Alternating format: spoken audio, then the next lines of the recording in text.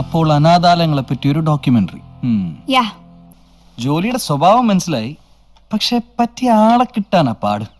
സാരമില്ല, സംഘടിപ്പിക്കാം. എന്നാ ശമ്പളം കൊടുക്കും? ഒരു 2000 rupees കൊടുക്കാം. ആണ്ടേ, മാഡത്തിന് ഇവിടുത്തെ സ്ഥിതി ഒന്നും അറിയാൻ മേലാത്തോണ്ടാ 2000 രൂപയ്ക്ക് ആളെ കിട്ടുകയല്ലാന്നേ. അയ്യോ, പെർ ഡേ 2000 കൂടുതലൊന്നും എനിക്ക് അഫോർഡ് ചെയ്യാൻ പറ്റത്തില്ല. Per day 2000 rupees. Per day 2000. അതെ. 2000 ആളെ സംഘടിപ്പിക്കാം, പറ്റിയ ആളെ സംഘടിപ്പിക്കാം.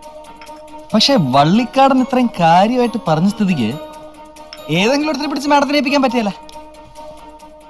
അങ്ങനെ വിശ്വസിക്കാൻ പറ്റിയ ഒരാള് അല്ല ഉണ്ടാവും, അന്വേഷിച്ചാ കിട്ടും.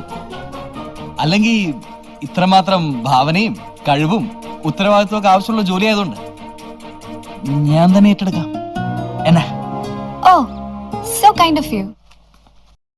പിന്നെ മിസ്റ്റർ ഐമനത്തിന്റെ എഡ്യൂക്കേഷണൽ ക്വാളിഫിക്കേഷൻ ഒക്കെ? ലോ കോളേജിലായിരുന്നു. അപ്പൊ തൊട്ട് പൊളിറ്റിക്സ് തലലോട്ട് കയറിയതുകൊണ്ട് കംപ്ലീറ്റ് ചെയ്യത്തില്ല. ഇറ്റ്സ് ഓക്കെ, ഞാൻ ചുമ്മാ ചോദിച്ചതേ ഉള്ളൂ. അപ്പോ നമുക്കിത് ഉറപ്പിക്കാമല്ലോ? Yeah okay. പിന്നെ ഞാൻ ഒരു ചെറിയ കാര്യം പറഞ്ഞാൽ മിസ്റ്റർ ഐമനത്തിനൊന്നും തോന്നരുത്. എന്നാ? ജോലിയുടെ ഭാഗമായിട്ട് നമ്മളൊന്നിച്ച് യാത്ര ചെയ്യേണ്ടി വരും, ചിലപ്പോൾ ഒന്നിച്ച് താമസിക്കേണ്ടി വരും. അങ്ങനെയൊക്കെ അടുത്തിടപഴകുമ്പോൾ മിസ്റ്റർ ഐമൻ എന്നെ തെറ്റിദ്ധരിച്ചേക്കരുത്. എന്നാ തെറ്റിദ്ധാരണ? എനിക്കിവിടുത്തെ രീതികളെ പറ്റിയൊക്കെ പറഞ്ഞു കേട്ടിട്ടുള്ള അറിവേ ഉള്ളൂ. എന്നാലും പെണ്ണുങ്ങളോടുള്ള മലയാളികളുടെ അപ്രോച്ചിൽ എന്തോ ചെറിയ സ്പെല്ലിംഗ് മിസ്റ്റേക്ക് ഇല്ലേന്ന് എനിക്ക് തോന്നിയിട്ടുണ്ട്. പ്രത്യേകിച്ച് അങ്ങനെ തോന്നാൻ വേറൊന്നുമല്ല, കഴിഞ്ഞ ആഴ്ച എന്നെ ഹെൽപ്പ് ചെയ്യാൻ ഇതുപോലെ ഒരാൾ ജോയിൻ ചെയ്തു. കണ്ടാ നല്ല മാന്യൻ, പക്ഷെ അടുത്ത് പെരുമാറിയപ്പോഴാണ് അയാളുടെ തനിനിറം മനസ്സിലായത്.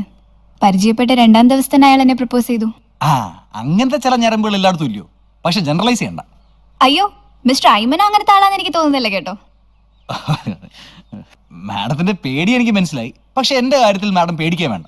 ഒന്നാമത്തെ കാര്യം, ഞാനൊരു പബ്ലിക് ഫിഗർ ആയതുകൊണ്ടും പ്രതിച്ഛായ ഭയം ഉള്ളതുകൊണ്ടും സ്ത്രീകളോട് ഞാൻ മാന്യമായി പെരുമാറാറുള്ളൂ. ഉദാഹരണത്തിന്, ഒരു പരിചയമില്ലാത്ത നമ്പറിൽ ഒരു മിസ് കോൾ വന്നാൽ ഞാൻ തിരിച്ച് വിളിക്കല, അത് പിന്നെ വലിയ വിവാഹമാകത്തില്ലയോ? രണ്ടാമത്തെ കാര്യം, ഞാനൊരു പെൺകുട്ടിയായിട്ട് കമ്മിറ്റഡാ. മൂന്നാമത്തെ കാര്യം, എന്റെ സങ്കല്പത്തിലുള്ള പെങ്കൊച്ചിന് ഇച്ചിരി കൂടെ സൗന്ദര്യമുണ്ട്, അതുകൊണ്ട് മാഡം സേഫാ.